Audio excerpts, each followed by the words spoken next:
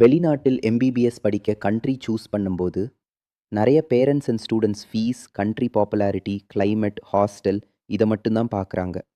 ஆனால் actually most important விஷயம் என்ன தெரியுமா? Licensing procedure.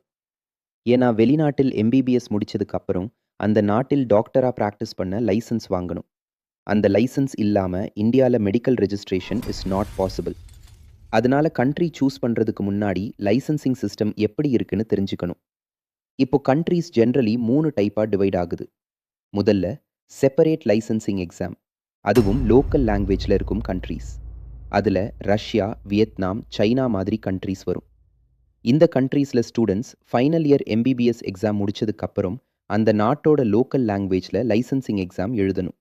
அதாவது Russian language, Vietnamese language, Chinese language, இப்படி லோக்கல் லாங்குவேஜ் ப்ரொஃபிஷியன்சி முக்கியமாக இருக்கும்.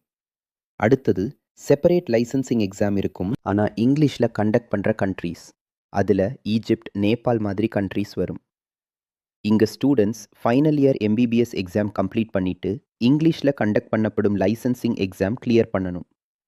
அடுத்த கேட்டகரி செப்பரேட் லைசன்சிங் எக்ஸாம் இல்லாத கண்ட்ரீஸ். அதில் உஸ்பெகிஸ்தான், பங்களாதேஷ், கிர்கிஸ்தான் மாதிரி கண்ட்ரீஸ் வரும். இந்த கண்ட்ரீஸில் பொதுவாக ஃபைனல் இயர் எம்பிபிஎஸ் எக்ஸாம் முடிச்சதுக்கப்புறம் 1 இயர் இன்டர்ன்ஷிப் கம்ப்ளீட் பண்ணி லைசன்ஸ் ஒப்டெயின் பண்ணுற ஸ்ட்ரக்சர் இருக்கும். அதனால் கண்ட்ரி பாப்புலாரிட்டி மட்டும் பார்த்து டிசிஷன் எடுக்காதீங்க. லைசன்சிங் ப்ரொசீஜர் தான் ஃப்யூச்சரில் இந்தியாவில் எலிஜிபிலிட்டி கிடைக்குமான்னு டிசைட் பண்ணக்கூடிய முக்கியமான ஃபேக்டர். அதனால் ப்ராப்பர் ரிசர்ச் பண்ணி தான் எம்பிபிஎஸ் அப்ராட் அட்மிஷன் டிசிஷன் எடுக்கணும். இன்டெப்த்தாக தெரிஞ்சுக்கணும்னா ரிச் குளோபல் எடியூவுக்கு கால் பண்ணுங்க.